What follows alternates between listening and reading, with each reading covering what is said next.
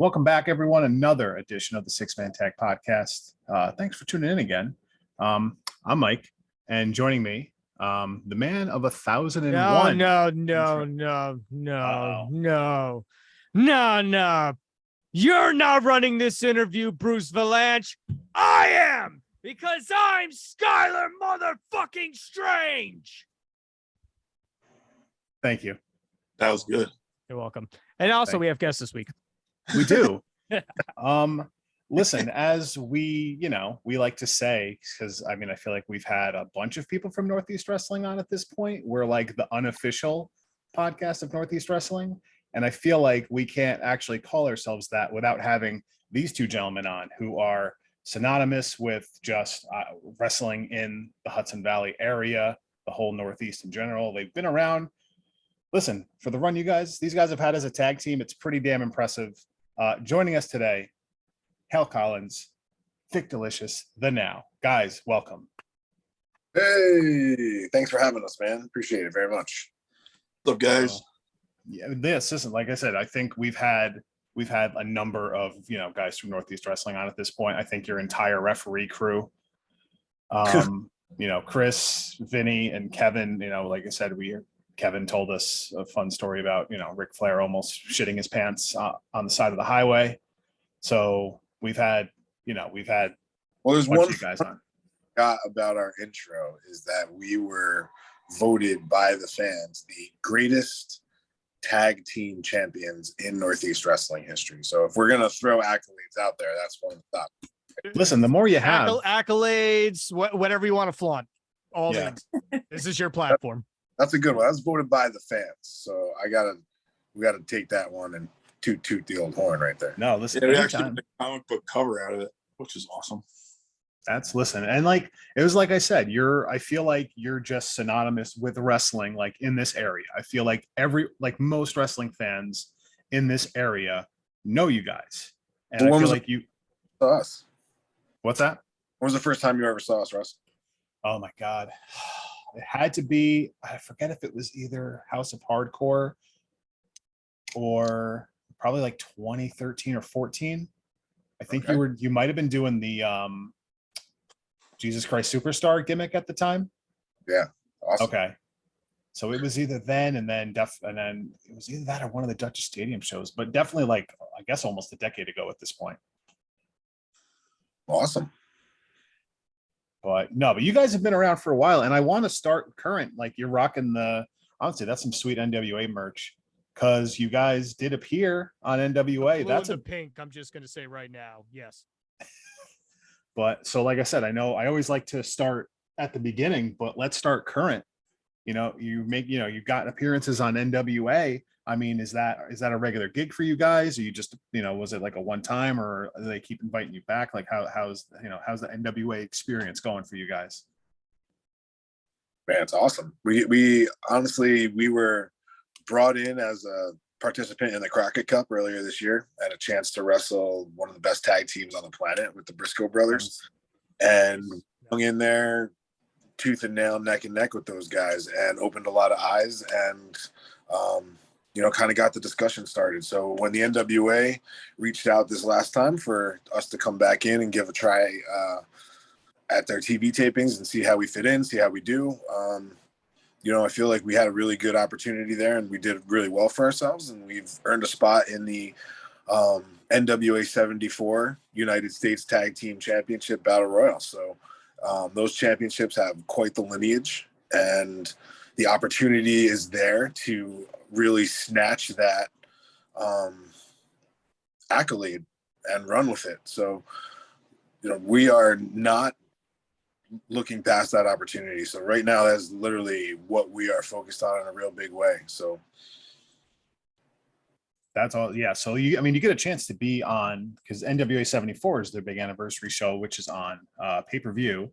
Yep. It's a 2-night thing. So which night is the Battle Royal? The 27th or the 28th? It is the 28th. Yep. It's live on Friday. You can get these sweet NWA t-shirts, nwamerch.com. Now I know what I'm buying right now. Yeah, look it up. Look it up. Also, your own merch is at Pro Wrestling Tees. So don't forget, listen, plug the NWA merch, but plug your own merch as well while you're here. ProWrestlingTees.com/the-now. And and the pay-per-view thing, man, like, it's a huge opportunity for us. Like, we've been doing this for a real long time, but we're not looking past that being like an opportunity for us. Like, this is like the very first time we're getting a chance to do something like this. So as much as we've had a career, like, that's just experience and preparation for this moment right now. Like, the hard work and all that big run, like, that starts right now. And for us, we're ready for it. So right. They could have us in a better. Go ahead. No, go ahead. I was gonna say, back to the Crocker Cup. It was really cool because we weren't supposed to really be in the tournament, and then a tag team kind of couldn't make it, so we were fill-ins. And then then we sent our stuff in. They accepted it and went down there. And when it came to the Briscoes, we were like, we wanted to wrestle them back in 2007, 2008, and we just couldn't ever get in the ring with them. Couldn't chase them down. And then when it finally happened, we looked at each other. It was like, we can't be humble with this. We can't hold back. We got to wrestle them like equals, because this might be our only shot to wrestle guys on this level.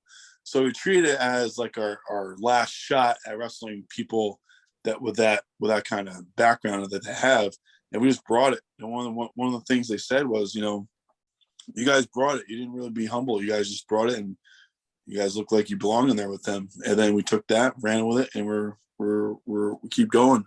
And with this whole United States, tag team championship thing there going on, we got accepted with it. That's awesome. This day after my birthday, I couldn't believe they announced this, and it's going to be a great opportunity. I think we have a lot of momentum going into it. I think Vic and I have been ready for a very long time. We've been teaming up since 2005. So people think they're going to take us lightly. It's just not going to happen that way. Yeah, we're going to run right through it. Yeah. And it's the experience factor. And that's where I kind of want to start. Like, as you said, you guys formed the team in 2005. I mean, let me go a little further back than that. So I always like asking everybody that we have on, just what was your start with wrestling as far as being a fan? What was like the first time you saw it, and what got you hooked? And really, Vic go first. Vic can go first. So sorry, we're not talking over each other. The first time I remember watching wrestling at all was Survivor Series 1980. Is either 80? I think it was 87. It was Thanksgiving night, and I remember everybody at the table and me sitting there like Indian style, just like watching it. It must be 88 at this point. 78. Got to be 88. 80. Yeah, but there's one 8 in there at least. That was my very first memory of wrestling. My dad went to the very first 8 WrestleManias.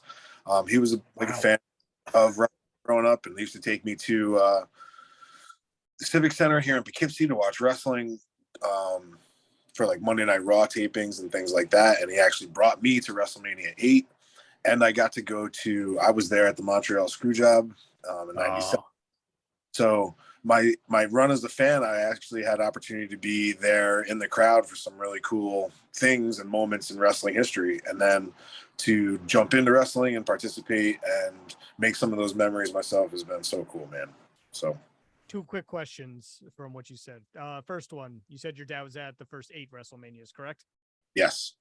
WrestleMania 2, I assume he was in New York? Yes.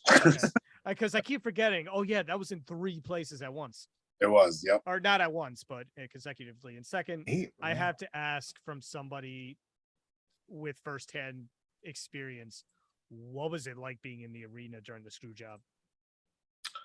It was really weird all day because, first of all, I wore an NWO shirt to a WWE just because I don't know, I wanted to be, the antagonist in the crowd, but the fans, the heel in the crowd, got it. The French speaking crowd, they were not very nice to American people. So I remember the people next to us, one of the guys actually put his cigarette out, and it was on my leg, right by my leg, tried to put it out, and smoking in the building. I was just going to make that comment. This is in 19. That's not that surprising. No, it's not. Yeah. It was pretty crazy ordeal. And once it was all going down, like it was chaos in there when he started doing the letters in the air. We were up in the, like one of the decks, but we were directly facing the hard camera. So where he was doing it was facing us. And once he did that, the whole crowd just like started rushing towards the ring while he was smashing the stuff and everything. It was a pretty intense event. So, and then trying to get out of that parking lot was nuts. I remember that my dad was only worried about leaving in the parking lot. Like he's like, getting out of here is going to be crazy. Getting out of here is going to be crazy. Well, I know what's happening around us is like, you know, a big moment in wrestling. So it's cool. Watching history unfold. You were watching something that changed the course of the business. Yeah. Like who would have thought that was like a thing that I would be there for? You know, WrestleMania 8 was another like real big moment. And, you know, for me as a fan, because I had just experiences with actually meeting the guys there. Like I met Owen Hart there, and he had gone out of his way to like come back through the door at the hotel, one of those spinning doors, and he had heard me ask for his autograph, and he came back through the door to sign my autograph. And meeting some of the wrestlers out at restaurants and just having the whole WrestleMania experience before it was really a thing to have a wrestling experience was cool, man. Like it made me just love it even more as a kid. So yeah, that's crazy. Anyway, yeah, Hale, when did you start watching wrestling? What got you in? It was I remember exactly when it happened, because my dad was like, you know, sit down and watch this. All right, so I sat down, and he wasn't even really a big fan of wrestling. He just told me to watch something, probably get me out of his hair or something. I don't know, but like that. So I sat there and I watched when the evil refs turned on Hogan when $1 Million Man, you know, Andre won, beat Hogan for the belt, and then $1 Million Man bought it. Or he flipped out on the ref. You know, I remember like seeing the referee flying by Hogan. After that, I was hooked right there and then. I watched it every week. I actually acted sick every Sunday, so I had to go to Sunday school. Like, you know, my mom just gave up, stay home with your father. Then after I like played sick like every Sunday, so like I started watching, you know, wrestling every Sunday afternoon, and then that led into growing with the times. You know, like I was a huge Warrior fan. I was Team Warrior, not Team Hogan at WrestleMania 6. You know, when the world was divided, I was Team Warrior. So then, like, as I got older, my mind was maturing, so I was ready for something different. I was really into Owen Hart in 1994. I was a big fan of him.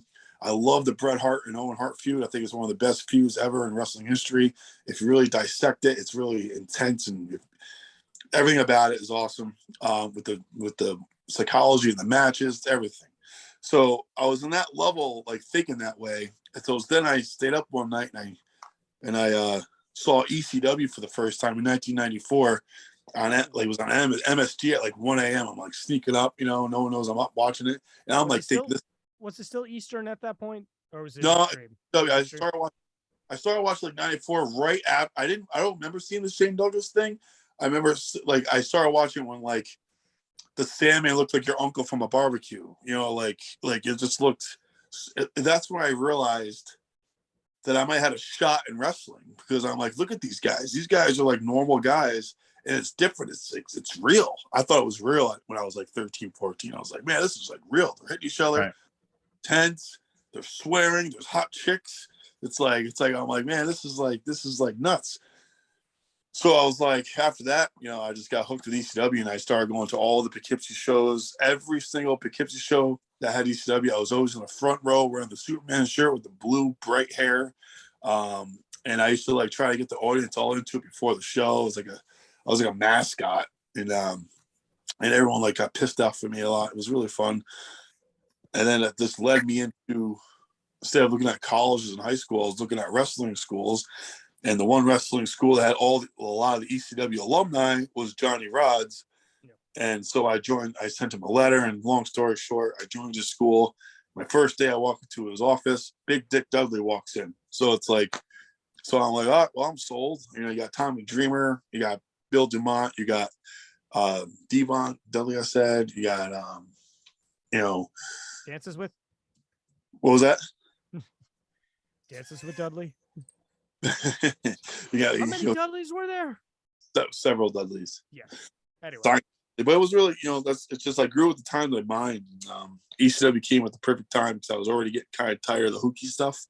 And then there was ECW. I was like, wow, this is awesome. So that's basically it, I was about to say, one of my favorites that nobody ever mentions is Mikey Whipwreck. Yo, he was great. And I really liked his song. Awesome. Do you remember his song he came out to? Yes. Yeah. First he came out to Rage Against the Machine. Then he came out to something else. He came out to Beck, I want to say. Yeah, it says his name song. It says his name like Mikey, blah, blah, blah, Mikey, yeah. blah, blah. Yeah, I can't think of the name of the song, but it really fit him. I thought it was great. I liked him too. Yeah. I liked how he was like the huge underdog, Now, did you watch Taz versus Bubba Ray Dudley headline a pay-per-view? I must have. Civic Center. I was there. I didn't miss any. I didn't miss one show. Don't forget we got the wrestling brain. Forget everything. Exactly. It's true. Anyway. So all right. So you're clearly both. What's that? Go ahead. You guys were both from the Hudson Valley too, so like we probably all went to the same video stores growing up to get videotapes. Where was like the best places that you remember? These guys are speaking our language. Yep, it is. Yeah. We like. This is why I like when anyone our age or up comes on, because they know about, they can relate. Because yes, that's how I watched wrestling as a kid. I had to drive to. I'll just get super local with it. I had to drive to the Blockbuster in the ShopRite Plaza off Route 9 in Fishkill. Oh, sorry, my parents had to take me there. Yep, I know which one you're talking about. And then, I would just hope for the best. I think how many times have we brought up Blockbuster on this fucking podcast? Like that was a good Blockbuster for wrestling videos. And another one good one was Pleasant Valley Video Treats. That's some good ones too. Oh, God. We found that mom and pop video stores had better wrestling videos than like Blockbuster and stuff. Like Hopewell Junction Video Source. Yeah, that one was awesome. See, one of my first jobs, I worked at the KFC in Hopewell. That was like right there, so I'd go to that one all the time. But the little random video stores would always end up having like there was a video store in the Poquag Plaza where the pharmacy was, and it was like a treasure trove of wrestling videos. They had stuff, that NWA stuff, and like it wasn't just WWF videos, that blew my mind that there was even other. No, Blockbuster. I think Blockbuster only had WWF stuff. I don't think I ever saw like a WCW or anything else at a Blockbuster. But that was really all I ever went to, just based on where I was. But hard to watch in our area growing up, like even like seeing the footage. Like the only time you really ever saw was PWI, because we didn't get TNT in the area until like what, 95. And like before that was on TBS. I never got the channel. It was like weird. Is anyone with me on that? Like I know, like I started watching wrestling in 96, so I must have had like that perfect timing of it. But yeah, if any time before that, like WCW was on TBS early, like Saturday morning. So I remember there was like you could watch at 9 o'clock WCW, and then WWF would come on at 10 o'clock, and then American Gladiators would come on. So you get like 9, 11 o'clock. Man. What a way to end. Just right running down. Well, American Gladiators is fucking good. That's a great. I thought you were hating. That's a great 3 hours of TV, man. That's a damn good 3 hours of TV. I was good. It would do the WCW, like whatever their Saturday morning show was, and then you'd get WWF that was like Superstars. And it turned into the Live Wire, and then it was like other stupid shit. But like then it was good. Live Wire, like at least it was the studio thing. I dug the live thing. Yeah. I like that they did the phone calls and all that stuff. But sometimes they caught off guard because like this real person like asking a real question, like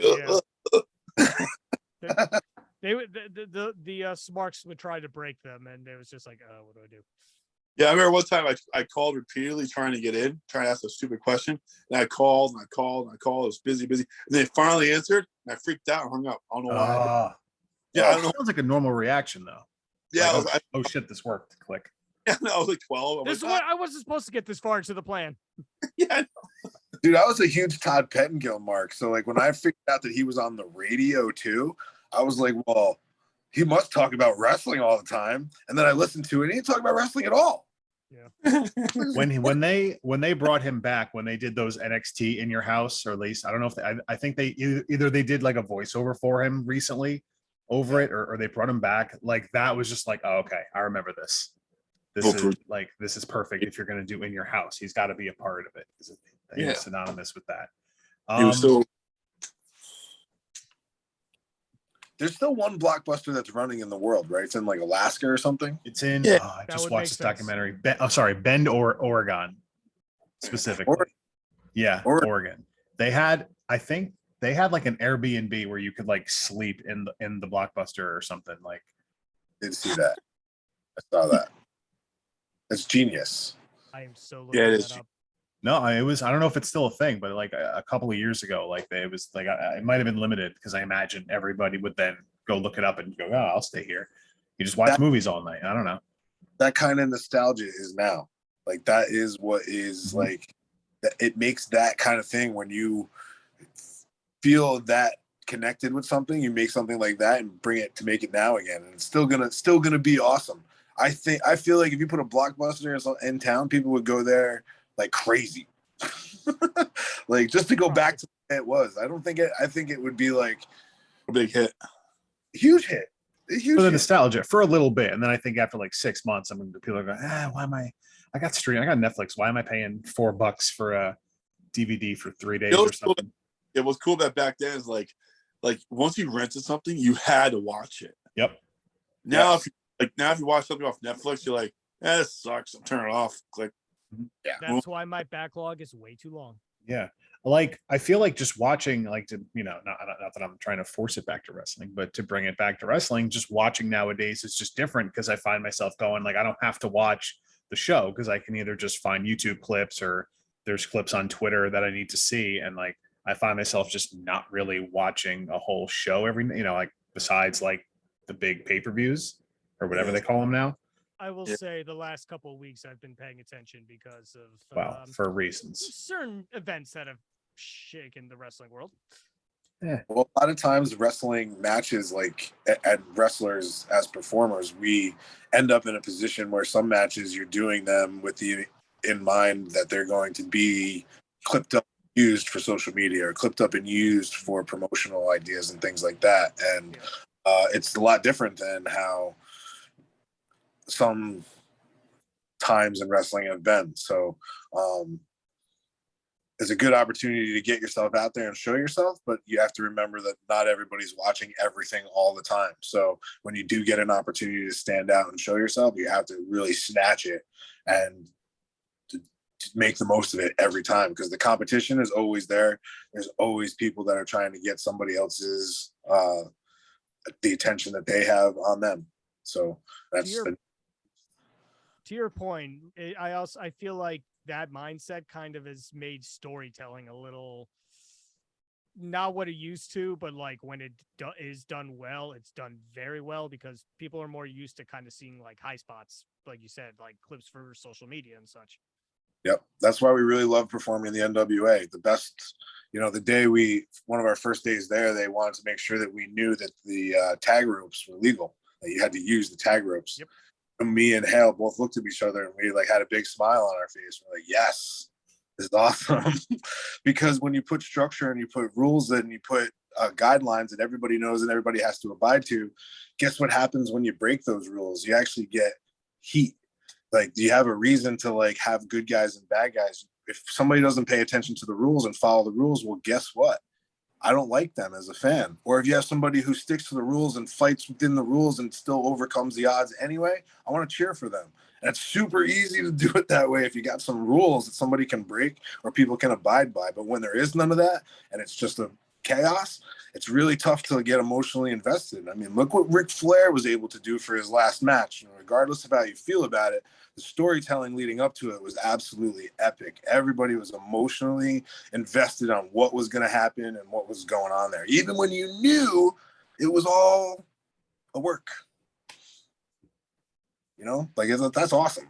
Right. Yeah. So Well, it's all about suspending disbelief. I feel like everyone knows in a sense to do that for wrestling, just like you should watching any movie or any TV show for that matter. And it has to, I think people get too critical with wrestling because it is booked like a sport, but in essence, you suspend your disbelief. One of the cool things about also, like, if you're a good guy and you gotta listen to the rules and stuff, it actually makes it even though it's a work, whatever, it also makes it very competitive. So if you're gonna do these tag team moves and all this other stuff, if you're a bad guy, if you're gonna not obey the 5-second rule, because when you get tagged in, you get 5 seconds to get out. Now, like, if you're a heel, you better make sure that referee is not looking at you going above the 5 count rule. And that's like a test. So you got to make sure the referee doesn't see that. Well, he'll just disqualify you. Why not? You're breaking the rules. So, like, a good guy, Vic and I was always like competitive. We said, let's see how much we can get in, but still beat the 5 count. So it's fair. So we're still good guys.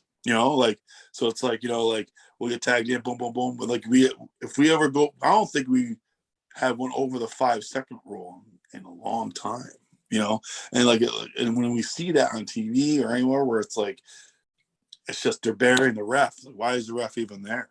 Like the referee's trying to take control, but you're just burying them. You can't do that. You can't do that to a referee. It's not good.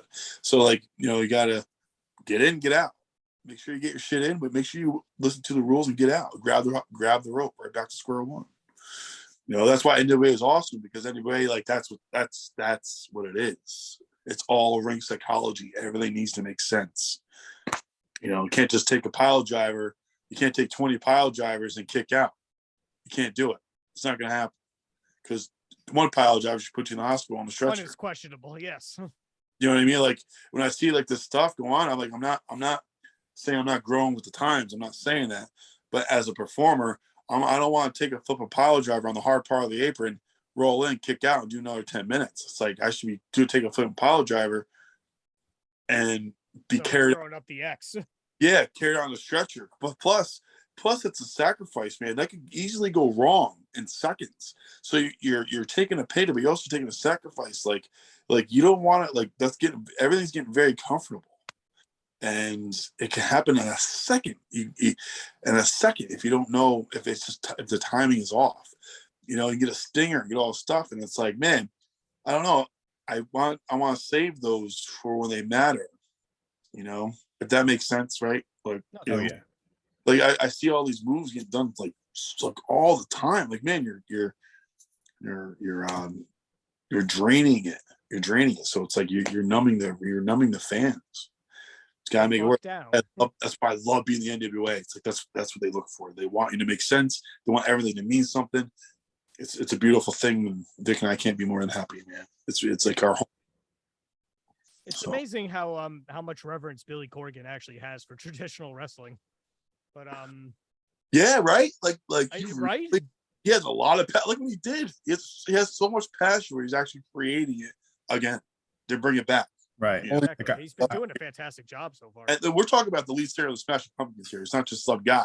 Like, this guy has hundreds of thousands of people in a stadium for him. You know what I mean? Like, they're not just some guy. This guy is like, he does not have to do this at all. No. I was gonna say, like, he's clearly passionate. He's not just there just because he can be. Like, he's like, how involved is he on like day to day with NWA? Is he?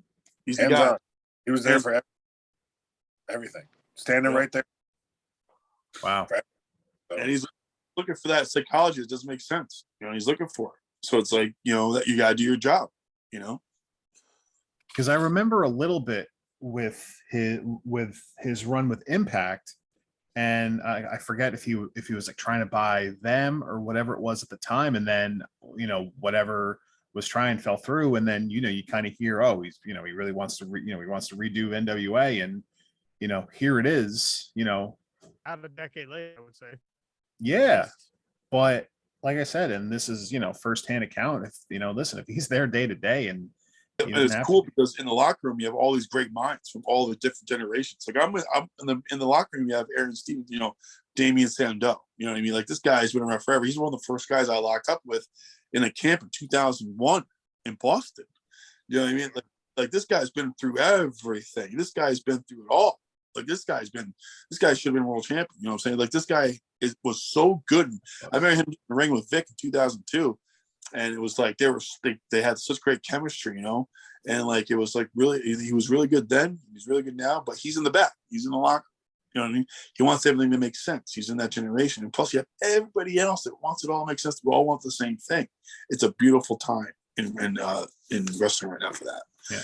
Well, at the end of the locker room was full of a whole bunch of guys who wanted to be creative and have their creative freedom and were stifled in some way. If you look back at all of their careers, of everyone that's there, a lot of their creativity was stifled and their opportunity to express that creativity was taken away.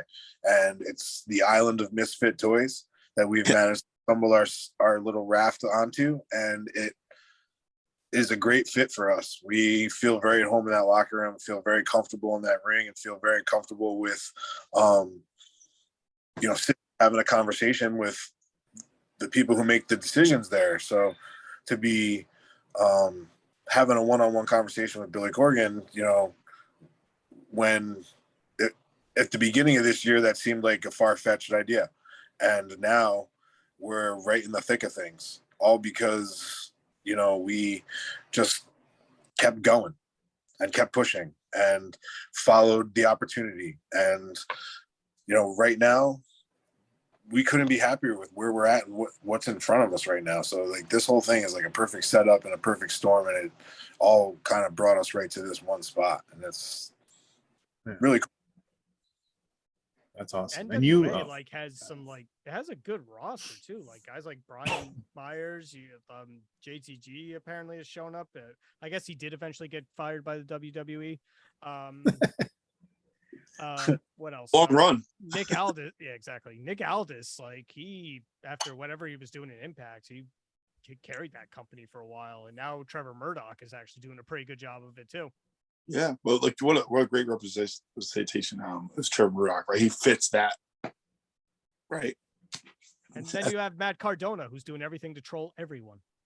Yeah, but it's a good fit. You know what I mean? Like It is a good fit. It's just a lot.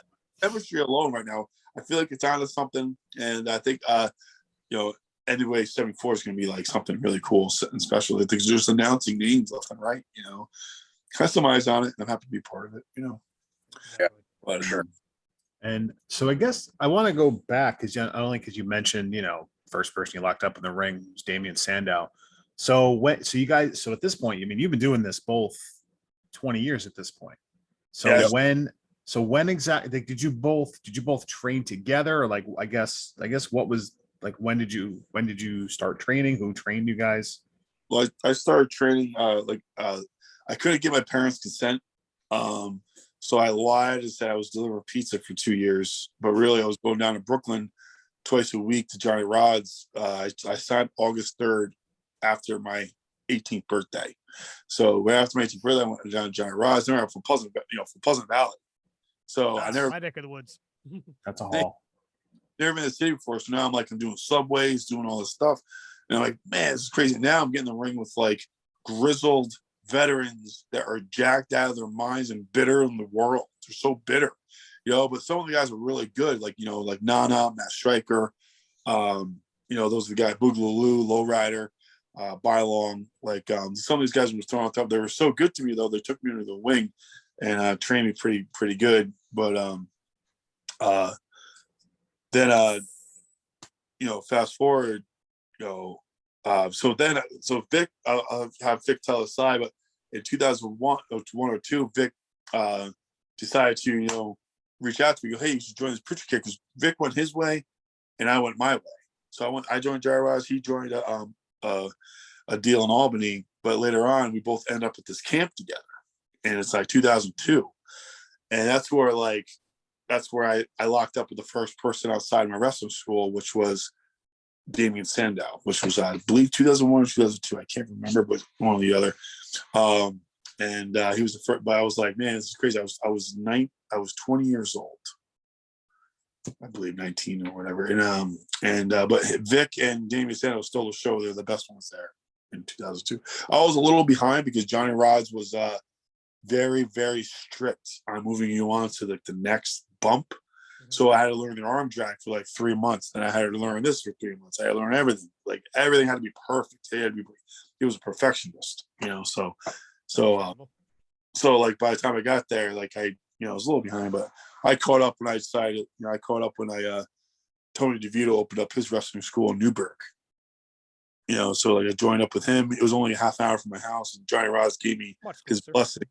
So, and like John DeVito brought me around everywhere. DeVito's the best. If it wasn't for him, I wouldn't be here. He took me under his wing, brought me to Ring of Honor in 2003, brought me everywhere. DPW in Connecticut. But Tony DeVito is like my my mentor, my coach. You know, your Obi-Wan Kenobi. Yeah, he's my voice of reason. If I'm ever having like a question to ask, and I called DeVito, and I'm like, "Yo, DeVito, what do you think of this? I think you should do it." Like, okay. You know, but yeah. But yeah, so like 2000, I got into the ring for the first time in year 2000. Yeah. For me, when I got out of high school, because Hale and I knew each other in high school, and we were friendly rivals. And we both knew we wanted to be wrestlers after high school. And he went right away. He went right down to Johnny Rods, and I had an opportunity to play football. So I went to school in Utica and started the football team at Utica College. And I played there for a year. And then WWE came to Albany, and there was a story in the paper about some local guys that got some extra work, and it listed where their school was. It was right in Schenectady. So a couple weeks later, me and my parents went down there, and as soon as I walked in and saw the ring, I signed right up. It's called World of Hurt Wrestling, and I was there for probably 2 months, and then I had my first match. Like, they moved me along pretty darn quick. They've also learned. Well, you're pretty quick. I'd been backyard wrestling. Hale and I had both backyard wrestled for a really long time, and Okay. it's really fun. That makes sense.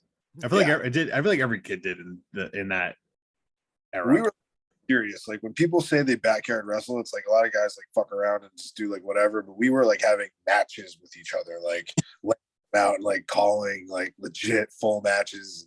It was crazy. Yeah, I built my own ring when I was 12. You know, so.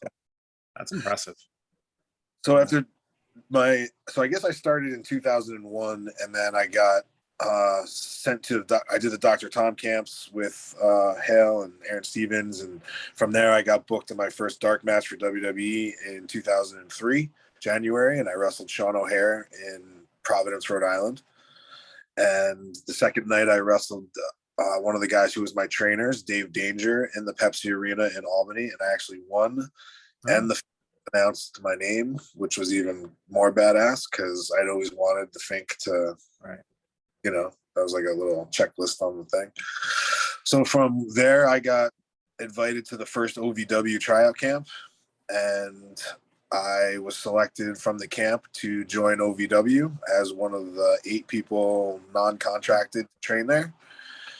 So then I was in OVW for 2.5 years, and I had a match with CM Punk on Sunday Night Heat that was supposed to air, and it didn't air. And I felt like I was, kind of like all done with the whole trying to get it, begging for a job thing. I wanted to do something different. And if they clearly, like, I had done as well as I was going to do, and they just weren't interested in hiring me. So I had been talking with Hale so much, and he had told me about this idea he had where he wanted to call himself The Now. And I was like, man, that name is cool. I like that a lot. It was awesome. He even had like stuff made for himself where he called himself The Now. And then when I decided to leave there, I came up to New York, and we just started to see like, hey, let's see how this goes and do it. And our first set of gear was like pretty shitty, but we figured it somewhere. I made it in my basement where I spray painted a pair of silver pants with like The Now on the ass. And our very first match, when Hale goes to tag me, he poked me in the eye and made my eye bleed real bad. His eye hit his hand. The real finger poke of doom. Oh, that's interesting that the tag team it wasn't like, because like a lot of times tag teams just kind of come together by accident, where you guys were, having known each other in the past and just said, hey, let's And do this. it was really, I had in my time at OVW, it was like a tag team renaissance. So that's when Eminem got put together and the Heartthrobs got put together, and Chad and John the Dicks, and there was like a whole I had also seen like Seven and Bane, they were the Disciples of Sin, and Jim Jack and O'Hare, and Rob Conway and Nick Dinsmore and the Basham brothers, and like, dude, like I saw, and like Jim Cornette. I'm having right now. Fucking Jim Cornette was like our guy. Like he was the one that was teaching us shit, and like you're learning tag team psychology from the guy who literally invented like fucking tag team psychology. So when we started teaming up, it was a lot of like, I remember like what I saw when I was in OVW and like what worked. And I knew that we needed to have some kind of an entrance, and I knew that we needed to have like matching stuff, and we needed to have some difference to us. And like Hale was always in charge of the gear. He's still to this day has been in charge of the gear, and he's always come up with like what our next thing should be, and what's the now look for the next kind of run that we're on. And our gears and like what we've worn through our career is kind of it tells its own story from where we are in our career. It's really cool to kind of go back. I'm sure we could at some point just kind of say like why we had stuff made and where we were in the process of doing that. And like right now we've like, it's the first time we've like redesigned what the logo looks like and what our gear looks like. And it's the first time we've gotten this opportunity on a national stage. And it's the first time that we're getting to like really tell our story of where we've been and what we've done through this whole career with our run with, independence and starting House of Hardcore with Tommy Dreamer, and then me breaking my leg and Hale being on his own for a while, and then coming back together as a team and having this chance right now. I mean, like we're writing like a really cool story, and there's no way that this story ends with like, and then they gave up. Like that's not how it. So, this whole next chapter and what we're about to embark on, man, it's like it's really fucking cool. Just to kind of go back to OVW, is Jim Cornette as animated just while you're just kind of training? Was he there all the time? Oh yeah, all the time. So is he as animated like while you're training as he does, whether it's on his podcast or wherever else? Gimmick or not? It's way more in person when there's that, when you're not recording him, it's even more like his volume is turned up very high. Like he has a Probably pretty intense trainer, I'd imagine. Yeah. He's got a very particular way of how he wanted his television show to be done. So when you weren't necessarily performing what the vision was, you'd hear about it. So that was, for me, I responded that way. I was a football player and a high school wrestler, and I liked having coaches. And I responded to somebody, hey, your effort is dog shit. Like, I need more out of you. And somebody yell at me like that. And I was good, and I responded really well to that. Some people didn't. Some people got their feelings hurt and didn't necessarily like to be in that environment. But for me, I loved it. I responded well to it. Right. I thought it was awesome to get that feedback and like have somebody who was passionate about it and like wanted to teach you and wanted to get better. And the ultimate goal was to put on the best TV show, and to watch how much, that developmental system being inserted into OVW really fucked with things was crazy during that time period, because it was when WWE was like bringing guys up that were opposite of what their stories were in developmental and like completely changing their character. Like one week they'd have long hair and then they'd bring them up to Raw and shave their head. And then the next, then they may not even use them and like then send them back to OVW and just kind of like mess with guys for a while. And it was interesting to just watch it and see how it all worked and stuff, man. Like it was, but for Jim, like he would get nosebleeds just like randomly, just like start like yelling, and then like all of a sudden he comes flying through the door from where the announce booth was. He's like, got a goddamn nosebleed, motherfucker, goddamn. Like, just like cutting promos on people. I was there the day that he had the whole deal with the Boogeyman and Santino.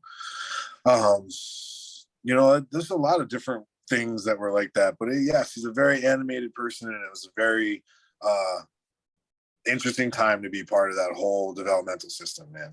2000 to 2000 and late 2005. So That's insane. So you hit record on him and he tones it down.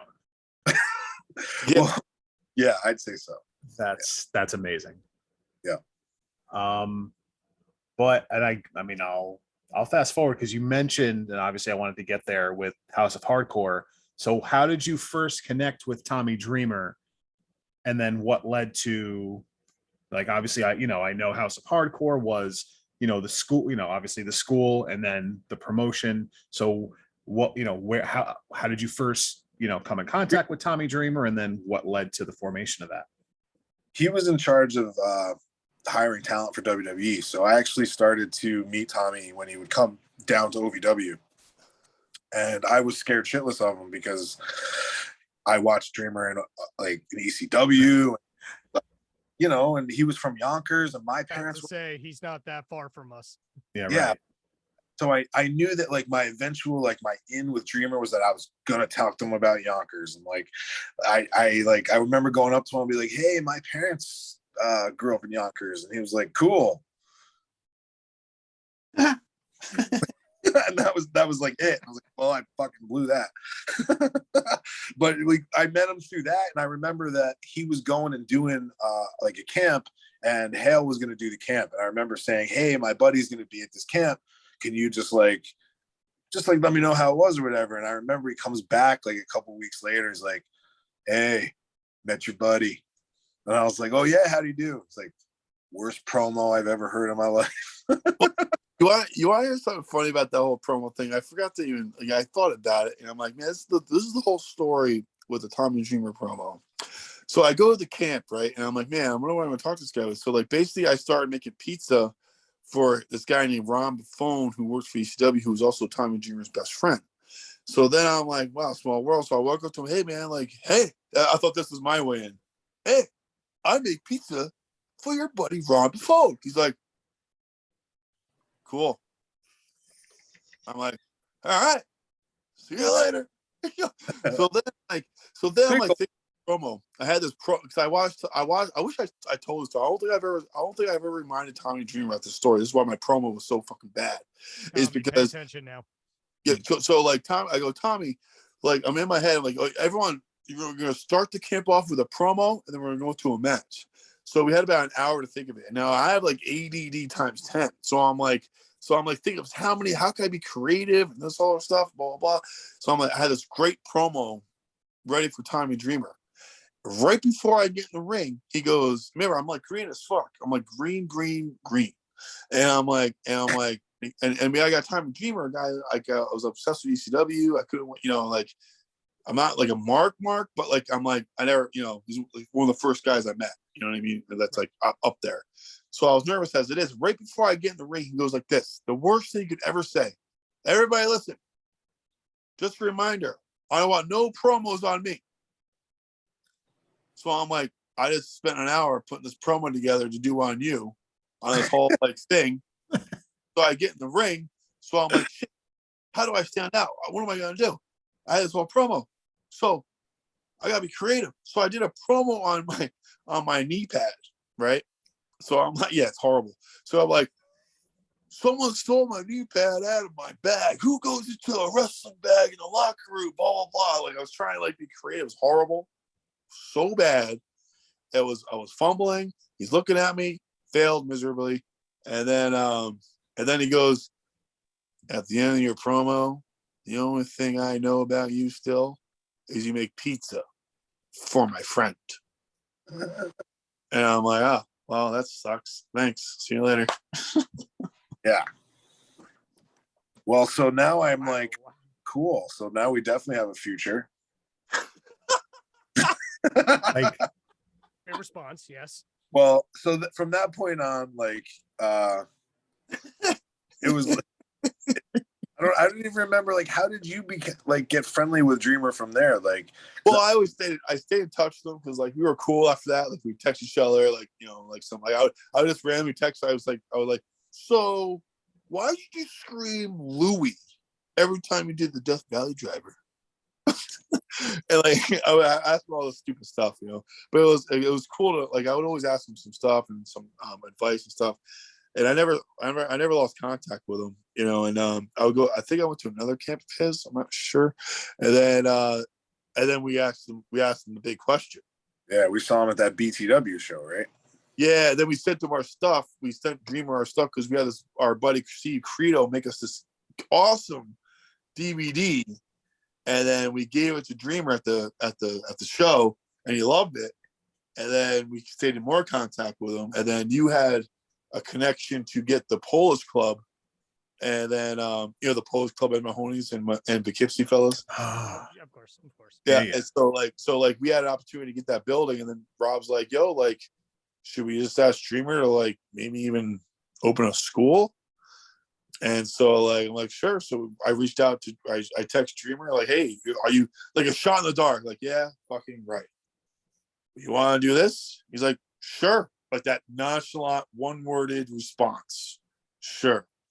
So I like, bro, this is all, Rob, you got the pulse. So let's try to do it. Let's do this. And like, then one thing led to another. Well, Rob could take it from there. Cause cause he had the idea of doing the school in the Civic Center because the Polish Club didn't work out. Yeah, we wanted to do that Polish Club thing, but Tommy had, because of that guy around Buffon, had kind of known what it would be like if we bought that building and like kind of the city red tape we were going to end up jumping through. Mm-hmm. So we had developed a bit of a relationship with Paul Lloyd at the Mid-Hudson Civic Center. At the time he was in charge of that. And we told him kind of like the conundrum that we were having. And he's like, well, why don't you do it here? And we were like, yeah, no, that's funny. He's like, no, I'm serious. Why don't you do it here? And we're like, all right. Like the most famous building in the area and the place we actually graduated high school across that stage. Like the amount of people that have, that'd be all of us. Yep. Same. Yep. Been in that building and like all the cool things, like all like we went from literally like now we're in there every single day. We had a key to the building, and we had, we started it out with a seminar where people could come and try out and see, just for a day and work out with Tommy Dreamer. And then at the end of the tryout, we were going to pick one person that was going to get to join the school tuition free. And then we had, somehow it turned into like, let's do a show. Like it just became like a show. And then the shows became that. I remember, man, when we announced that show for the first House of Hardcore, man, like it had such a buzz to it. Everyone was like, what? PPW, which the first show was kind of like it was like the first, it was like basically ECW reborn. If you go back and look at the footage, if there is a DVD out there, I'm not sure, but it's just like how ECW was. It was like, it was really cool. And like on all Tommy's friends came, like Big Sal and FBI, like all these guys. And it was really cool. It was really cool. But then it just grew from there. Then it turned into even more. It's like Tommy's just like, all right. Next. Yeah.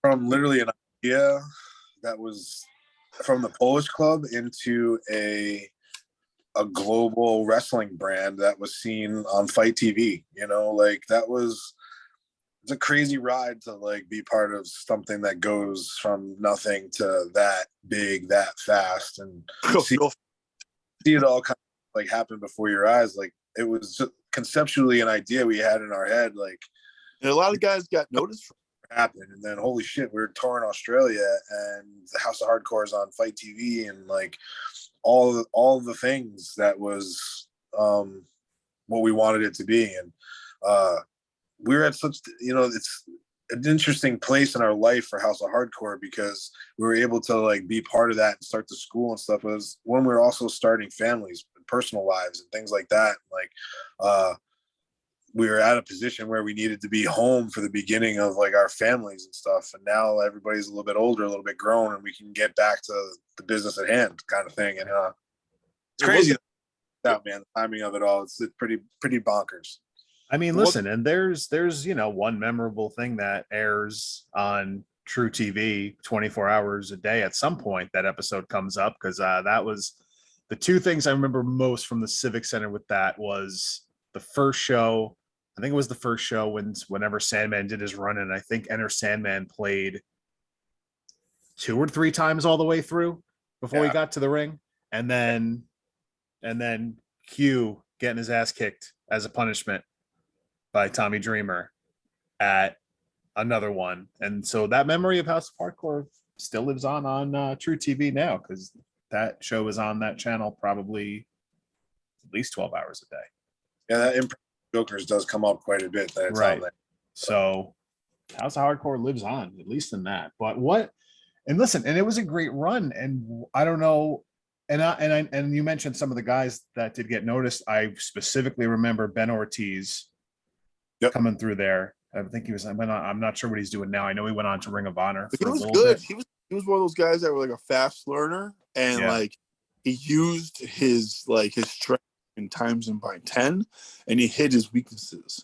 You know, I remember like we designed the outfit for him. Like he wanted to look like wear like a Bam Bam outfit, which I thought suited him perfect, because no matter how much a guy like that with that kind of body, doesn't matter how much he diets, works out, he's never gonna look like Tony, like Chris Masters. You know, he's like you need to accept it and make it work. You know, so like it was like he was strong, he was agile. Let's just put him in the Bam Bam outfit. You know, and it worked really out for him. But like when it comes to him, I think he's the family life. You know, so you just want to do that. I think I'm not really sure. You know, and there was one other I remember, because my buddy Joe Caldo came through there. Yeah, Joe, he was good, man. We had that face. I know. I remember he got hurt. I thought Joe Caldo really was good. He had the basics down really well. And one of my favorite students though is Mitch. I don't know if you guys know Mitch. Wasn't familiar with a lot. I know that the one specific Ben, and then only because my buddy at the time. Mitch was a late bloomer, but then he became known in the hardcore scene. So you gotta look him up. Life's a Mitch, then you die. So. And then, so as it kind of went on, so why did it? Did it kind of, was it planned to stop? Did it kind of just fizzle out? Like what happened? That's Tommy Dreamer been with Impact for quite some time now. Yeah, that's the other thing. Like he's been working in Impact. He has his hands in a lot of many pots. You know, I can't really speak for Dreamer, but it definitely had a great run. And you never know. It's never say never. I don't think he's like 100% never gonna happen again. But I'm not gonna speak for him. But I guess he has his hands a lot of pots. He's at like Sirius Radio, and like Impact. He has a good hand in that. And I mean, listen, if all it takes is a text, just text him and say, "Hey, run it back. How's Hardcore?" You never know. That's all it took the first time. Trust me, I send them that text all the time. And one day we'll get a yes. But before I forget to mention it, but Vic, don't forget, I know you're not forget, but around them, like in 2007, we went down south. 2006 went down south to the whole tour of the territory, the Southern Territory. Yeah, we left that out of our career. Yeah, that's a big thing, man. Because like the guys, we were like touring, we were like making an impact with this tag team thing. We were like, Connecticut was really taking a liking to us, but then we were like, kind of stagnant. So then we decided to pack up and move down to Georgia and stay down in Georgia for like a year and a half and do 6 different states a week and travel every week and just hit different states. And we became good friends with a lot of the Southern Circuit boys down there, like Sigmund and Tony Awesomeness, and that was a time we were working like 6 days a week, and we had a chance to do TNA quite a few times, where we were brought in as like potential hires. And there was one time where it was literally between the Young Bucks and us, where they were going to decide which way they were going to go, and ultimately they went with Generation Me. But I remember one time we were there for like a whole show, and we were just kind of like waiting, and the Red Rooster, or Terry Taylor, goes, "Yo, come with us." So we like get up and we go with him. All of a sudden, we're in the production meeting with like everybody, like every name that you can think of in the history of like booking, like Kevin Nash, Bubba Ray, remember specifically because I'm like, if you walk into a room with Kevin Nash and Bubba Ray, you've like entered the politics zone. Like, welcome to politics. Like, hope you got your boots on. Like, what am I going into here? And we made the mistake of saying nothing. And in reality, we should have said something about how we could contribute. But we kind of were just like young and happy to be there. So we learned in that moment that in presented with another opportunity that way, we were not going to not share how we could contribute.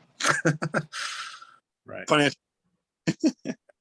Sure. And like just hearing you guys talk, like clearly you have the mind to train wrestlers, which again, clearly you get House of Hardcore, you were the head, like obviously the head trainers there.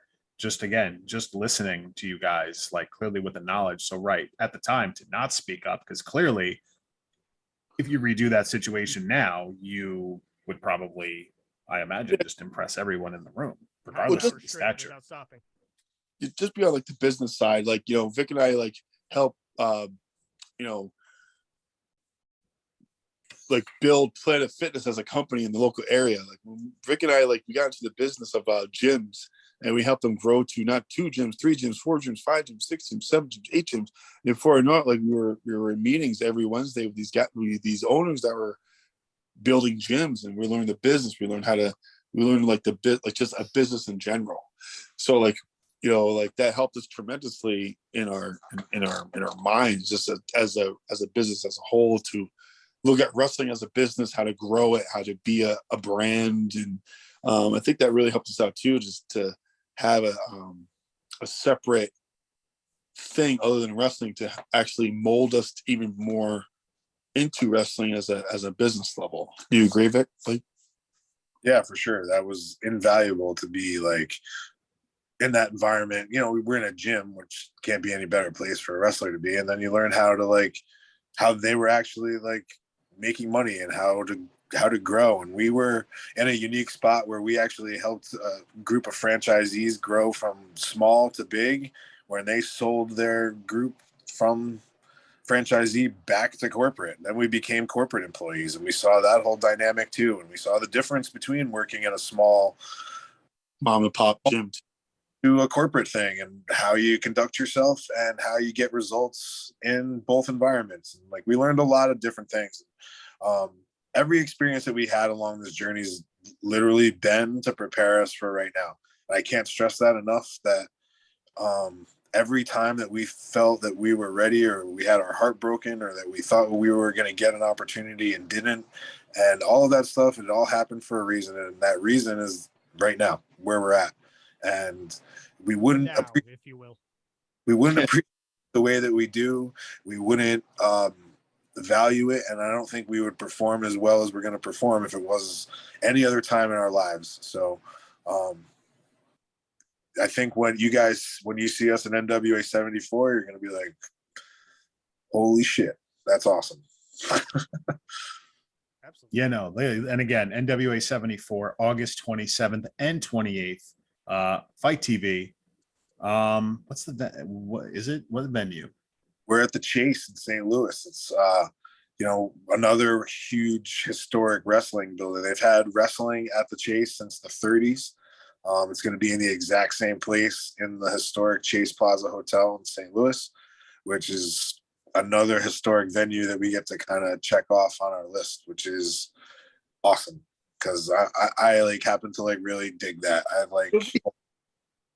Have you been to us? Never. Never. I forget where we wrestled. Vic is the guy that reminds where we've been. Never to St. Louis. Of the cities. Yeah, never to St. Louis. It's going to be hopefully the best trip ever. It's going to be. Come back with a heavier bag.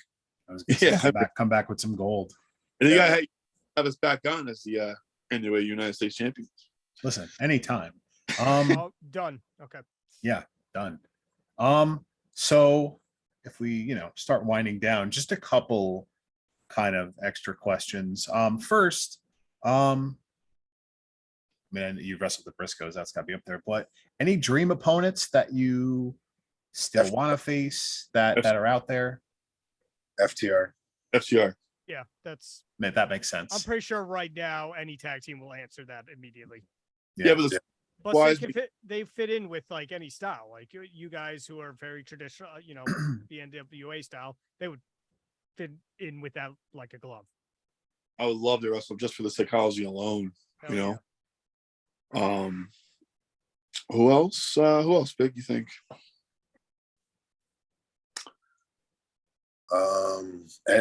Anybody that wants to wrestle us, but I'll tell you, like that FTR match, I want that Real bad. Yeah. I'm honestly kind of surprised that FTR hasn't made an appearance in. Have they made an appearance in NWA? Nope. But once we have it doesn't seem like a natural fit though. they want, right? Was that? Once we have those belts, we'll have something they want, right? Yeah, because they have not ever been the United States tag team champion. Like, comment. Dax, are you listening? If you're not, you should be. Yes. Come and get 'em. What else do I got?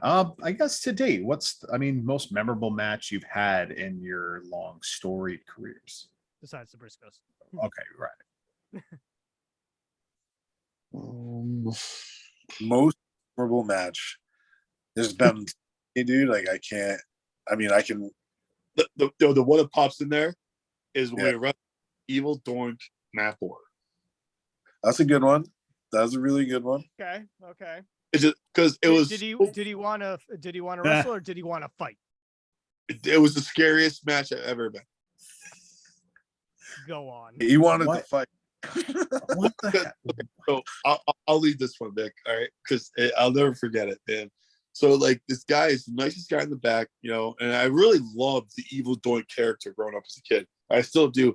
If I'm bored, I'll put an Evil Doink promo on at work and just be like, "This is great." But he was so nice to us in the locker room. So then we go out there, and you hear all the stories about Evil Doink, like he's rough, he's tough, like he'll try to stretch you, he'll kill you, if he needs to. He's a real tough guy. He's like one of those Johnny Rods guys. So so we get in the ring, and I'm going to start. Yeah, I'm going to start the match, and then Doink is just staring at Vic at this tilted head like this, right? And I'm trying to break his concentration, and I'm like, dude, Vic, I think he wants to wrestle you first. I'm not really sure, but he's not even like looking at me. He's just looking at you, this awful, scary, deranged look, not moving. So I'm like, just want to do. Yeah, like it broke it up, makeup. It was like something from a movie. So I'm like, all right, Vic, it's all you. Tags him in. And man, he was safe with Vic, but Vic, you tell that part. It was very physical. Very physical. He was very rough. And I was like, why is Doink beating the shit out of me right now? But we ended up becoming like really. Yeah, he was awesome. But the whole promotion called the Fazu crew, and we became part of that. But there's been like very few times in our career where we get into the car and we look at each other and we're like, what the fuck was that? Yeah. Like he does all these liberties out of he's like, play safe though. He's not hurt. But it's like, and he would do like weird stuff. Like he would like punch you in the face and then like go all the way across the ring and just like down. Yeah.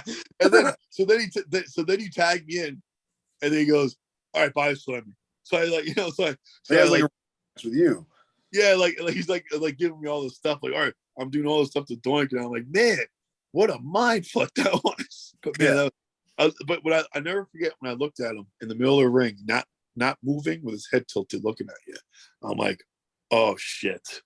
It was us versus Evil Doink and Kenny from the Spirit Squad, and at show in Boston. Yeah. What a combo. What a team. What a team. Yeah, it was awesome. Together. Was this after Spirit Squad, I'm assuming, right? It had to be, because Spirit Squad was like 07. Yeah. It was after that. Yeah. Going to do like a little run, like each little. Did he do the cheerleader stuff on the indies, or was this okay? Yeah. So you haven't, okay. Yeah. What a team, man. That's great. That would, because if a guy's so nice and then you're in the ring and you're just like, this isn't that guy. Yeah, you knew not to mess with him because he could really hurt you. You know. Yeah. I remember he had really big like fists. Like, like I don't know how else to put it, but his like hand was just like a meat hand. Like his huge fist right against the side of your face. But he ended up being really cool. We hung out with him a little bit, hung out for a while, and like he was like down to earth. He was awesome, dude, man. That bar was close with Bull James and Danny Doring because they were part of that crew too. And now Danny, we wrestle with all the time at ISPW in Jersey. It's another promotion we're at all the time. We're having a great time there. We ladder match in 2 weeks for the tag team championships in Butler. ISPW. So really check it out sometimes. It's only about an hour from you in Poughkeepsie. So yeah. What town is that in? It's in Butler, New Jersey. So it's maybe 5 minutes for him. Yeah, right. Since I'm living down here now. So I'll have to. It's a great promotion. And we took all July off from them, but we had a pretty hot run from January through June, and we're gearing back up to go end of August all the way through the fall. So we've had a lot of fun. We were the tag champs there. We got robbed. Now we're having a 3-way match against Crowbar and his partner. Crowbar from WCW. Yeah, that's the Crowbar. Yeah. So when you get a chance, ISPW, the owner Tommy Ferrero, and big match coming up, and he runs the 80s wrestling on Twitter, all that stuff, and like he has a big giant 80s con every year. But it's definitely keep your eyes on, especially if you live in Poughkeepsie, because other than Northeast Wrestling, I believe ISPW is like the closest. Yeah. Okay. This is 20 minutes from me, so I will have to check this out. And awesome. Awesome. Up some doors to new people on your podcast. Listen, absolutely. All right, couple more. One thing I forgot to mention. So let's go back to 2012. A loser leaves NEW street fight. That puts the now against each other. There's a story there. How does this match happen? And technically, you didn't live up to the stipulation. I'm just going to throw that out there. Whoever does. Well, basically, brothers fight. Sure. And Vic decided to hit me head with a chair, and what led into a match. You decided you wanted to be the champion all by yourself. That's not it. Well, that is it. That's why Bret Hart was all like, "Ooh, Hale Collins. Ooh, I love him. He's the best." Like, whatever, Bret Hart. What the fuck do you know? I thought my tag was happy for me that Bret Hart loved me and didn't, and he hit me in the head with a chair, and it hurt a lot. It hit me to mentally disabled way. Remember you said that? Yeah. So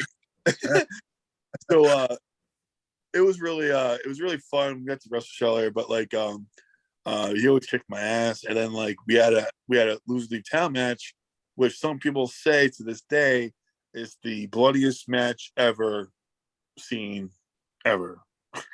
So what about that stipulation? Since you want to be a stickler for it, hey, that was him. I know. Well, I can't look at him. I can only just talk to both of you. I dragged you into this. I did not participate in my very own show, the very first House of Hardcore show, because of that stipulation, and we wanted to honor it. So the one show that we put all this effort into, all this stuff, bringing wrestling to Poughkeepsie, selling out the Civic Center, everything. I didn't even get to enjoy a second of it. Yeah, but time in the back. I lost because you threw me off the top rope. I don't know who threw you off the top rope, but sure as hell wasn't me. Oh, it was the mask guy. That's right. It was some mask guy, but it wasn't me. I didn't get to wrestle on that show. I didn't get to participate. But back to the losers leaves thing. There's Vic put the belt buckle of the belt in between his knuckle and hit me with it, and I took it the hard way, and I bled everywhere. That would be what you were pointing at for those of you not watching the YouTube show. Yep, 7 stitches, and I bled every wording. Wait, Vic, hold How high was it on the Muda scale? his blood, the blood coming out of him. It was it was actually the scariest I've ever felt in the ring, because I've never seen a person when they like stood up have the blood like actually like shoot out of their head, as it was like a fountain. Like I can handle like blood coming down the face, but like energy of it like shooting out of somebody's body really freaked me out. Like, and he stood up, and I punched him again, and I was like, "Holy shit, man, you're bleeding a lot." And I picked him up and I put him in a camel clutch to make him humble, and the camera guys were like right there. I go to punch him in it, and his blood is just like shooting out. I'm like, dude, this is not good. Like, Wrestling match or a war show? bleeding a lot.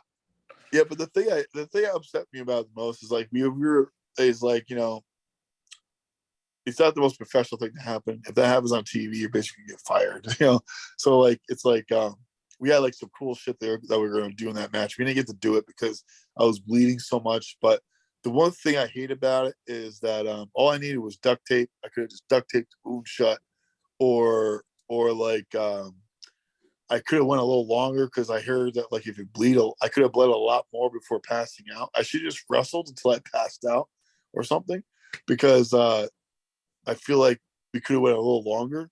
But Vic, being like the professional he is, he's like, we got to go home. Gotta go home. You Yeah. could die. As much Yeah, everyone's like, to die. Like my sisters went to the show, and they don't really ever go to the show. Like my other sister, the other whatever, but they never go. But they went to that one, the one they shouldn't have went to, and there I am bleeding to death in the ring. My sister had made a big scene, crying, big episode, and I'm like, what the hell? So like then like, you know, but I wasn't Christmas. What was that? I wasn't invited to Christmas anymore.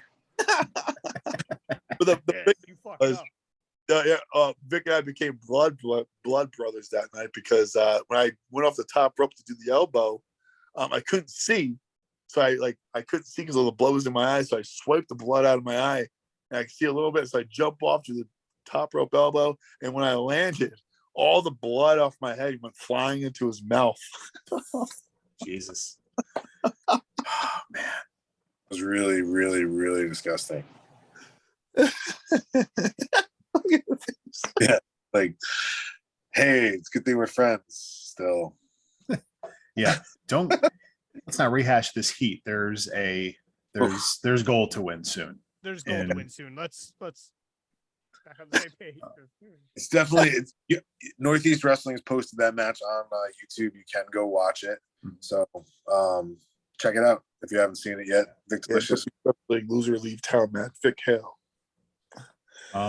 And also, it sounds like if there were cameras filming your family, it would have been like your Beyond the Mat Mick Foley recreation, if you will. Yes. Just if with the family crying of, oh God, he's bleeding so bad. Yeah. Is he okay? It was pretty bad though, you know, because like I remember going to the emergency room because I hated it too, because they wouldn't stop bleeding. And I wanted to go out with all the boys, you know, they're all going out. Right. So I could. I had to go to the emergency room, and I remember then my phone died, and now I'm not getting any of the texts. So I remember going around the waiting room, holding my head, and then they stopped bleeding, and then I sneezed, and the blood just shot over all of the seats, and I got yelled at by the doctor saying I had to sit down, don't move. And I'm like, man, this sucks. Where? Well, wait. Hold on. Was this match local or was it not in? Yeah, so- It wasn't. Okay, so it wasn't Poughkeepsie. So wait, which hospital did you go to keep it more? That's not St. Francis. Okay. Yeah, are we dead? Okay, okay, we're on the same page there. And now I bring up Mick Foley to then ask this follow-up question, which is not as serious. Thank you, Skylar. You know what's coming. We ask everyone this. We just kind of started it. Who wins in a fight? And I'm no context to this, but who wins? Mick Foley or Matt Foley, motivational speaker? Matt Foley. And thank you for that. Mick Foley. Mick Foley. What'd you say? What was the question? I said, who wins in a fight, Mick Foley or Matt Foley, motivational speaker? Matt Foley hits him in the head with a chair, throws him into the van, drives the van into the river. Thank you for that. Yep. If you know, you know. Yeah, this is all Vic. Yep. We You have can another look. question. Go ahead, you ask. Fine. Other non-serious question. Mm. Is summer fucking overrated? Oh, thank you. Who? Summer. The season. Yes. Those are Thank crap. you. Thank you. Since when did it get so hot? Yes, if you live in the tri-state area, it has felt like it's been 95 degrees for about a month straight. Today was okay. Right. Today we're recording on May 10th, it's now May 11th because it's midnight, but May 10th, 2022. It's like the first day it hasn't been hot as shit out here. How the fuck is it May, bro? It's August. What did I say? May? Wow, August. You fucked up. You I fucked did. up. I did. You fucked Oh, is up. it really May? No, it is August. It's in fact August. I know we do this podcast so that time doesn't matter. You can listen to this in a year and it's relevant, but it is in fact August 10th. Why did I say May? What's wrong with me? That's awesome. Yeah, no, thank you for saying summer's overrated. We just have to ask because it was a big debate in our group chat. We have one, of course. He's never here to defend himself. If you're from the Hudson Valley and you're not into fall, then I don't know what's wrong with you. Thank you. Thank you. Thank you. I feel like when we were kids, it wasn't this hot though. This is like really hot. Yeah, I mean, yes. I'm At sure the we- same time, We looked past it in school because we just didn't have to go to school. But when Yes. you're an adult and you don't have that luxury, and it's shit. Like, my kids don't bitch about it being hot like grown-ups do. oh no, my 7-year-old, like he's like, all right, whatever. I'm tired. Yeah. I'm tan. Whatever. Exactly. They don't bitch about it like we do. Like, oh my god, it's the worst. My kids are just like, yeah, no, you got water, we're good. Yeah, it's true. This not going to school probably distracted at all. It didn't matter. Mhm. Yep. Yeah, summer, All right? right. All right. I appreciate everyone's answers to our bullshit questions. Very valid question. Any last thoughts before we wrap it up, Skylar? Time for your shillings. Whatever you got to promote, go Plug for it. away. Plug away. Yeah, hopefully guys gets back on after hopefully we Yeah, win when you're tag team champions, yes. when we are. Oh well, revisit and Yeah, tell I you said all, when. tell you guys all about it. You Um, guys go to Comic-Con next weekend? I won't be no, around. wait, where? I actually I know, thought I about. I know. Is I that, did think about it. I can't do I'm a it. major nerd too, so I feel like I should be. It's up there. your. It's in your wheelhouse. It is in my wheelhouse, yes. Yeah, like Dan Dago's gonna be there, Caleb Sparks, and some other guys. Andango. Undone. Who is another I person? know, I know. Hey, in his defense, Fashion Files was awesome. But yeah, tell the people where can everyone follow you on social media, get all your updates and all that. So yeah, go ahead, plug away. Oh man, this is always my job. We're gonna end up at on Twitter. My handle is the now Vic. He is Hale _Collins. And we are on Instagram. I am at Vik Dalishus. And he is at Hale.Collins. And we are also, you can go to link.tree or Linktree. And it's, you guys know what Linktree is? I'm not sure. Oh yeah, We have one. we Cool. have one. / the now 1111, and you can get all of our links right there. And it has our YouTubes, our Facebook page, all of our Twitters. There's even ways that you can send us money, anything, all that stuff, man.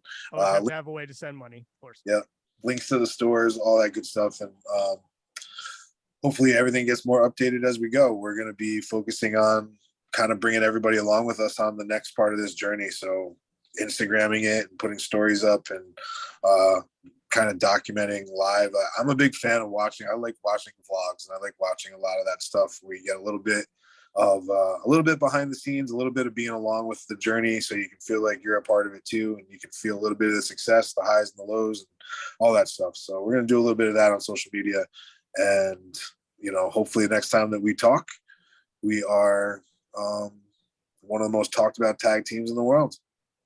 was gonna say, hopefully, From the Poughkeepsie. six-man tag could be, a platform for you to tell that story along the way. Yes. Deal. Deal. And listen, well, I don't. Is there an OnlyFans in this link tree? Because that's usually the trend nowadays. Well, we're not. We lost Skylar at me saying the words OnlyFans. Next, you can check him out. His biggest customer is Tony Atlas. I hate how I got that. It's really funny. It's really funny. USA, come on. Yes, USA. Hooray. Oh, by the way, Hacksaw Jim Duggan's cancer free. Yep. Yeah, let's go. Yep. Let's Oh! go. Oh, USA. Oh. Tough guy. All right, guys. Mike. Yeah, a couple more. Yeah, I guess we should plug our own shit on this. That's probably a good idea. Instagram at 6man Tag Podcast, Twitter at 6man Tag, Apple Podcasts, Spotify, YouTube, 6man Tag Podcast on that. I'm terrible at this at plugging, by the way, if you haven't noticed. We have our own link Vic tree. looked like he had it all written out, ready to go. No. And this is Terrible our at show. plugging. Yeah, no, I'm terrible at plugging. Yeah, we have our own link tree. You can find all of our links in there. It's in our Instagram bio, our Twitter bio. Join our Discord as well. If you click the link tree, there's an invite link for our Discord where we chat about whatever, anything, podcast, any wrestling in general. Join that, join the discussion. Anything you want to plug, Skylar? You got your own stuff going? Yeah, just Twitch at Twitch is Strange AFC. Like I said, in the evening, I'll probably stream some games, or I do stream some games during the day.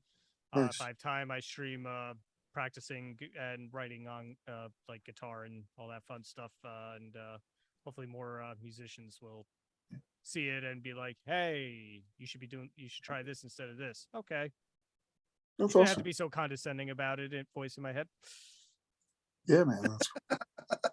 And also, I guess since he's not here and I'm talking about music, yeah, CJ, you're welcome. This now we're even for the Ring of Honor pay-per-view. Check him out at the Paperweight Project. Collaborations, videos, etc. coming soon. Hopefully one with him and I before he decides that he would rather live in the heat of Nevada. as opposed to the heat of Poughkeepsie. Yes. But hey, guys, it's really cool that everyone here is from Poughkeepsie. That's awesome.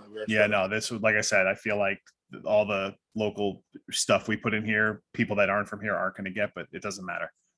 Yeah, but hey, it could be Look it up. So yeah, and once again, NWA 74, August 27th and 28th from the Chase in St. Louis. You can check that out in a couple of weeks. And listen, PPW too, man. Come see us. Yes, that's literally in my backyard, so I have no excuse to not go. You have a big backyard. Anyway, nice. But yeah, listen, dad jokes. Anyway, but for Skylar, I'm Mike. For Hale and Vic, the Now, thank you guys so much. This was awesome. And hey, we'll see you next time, everyone. All right, thanks, guys. Guys.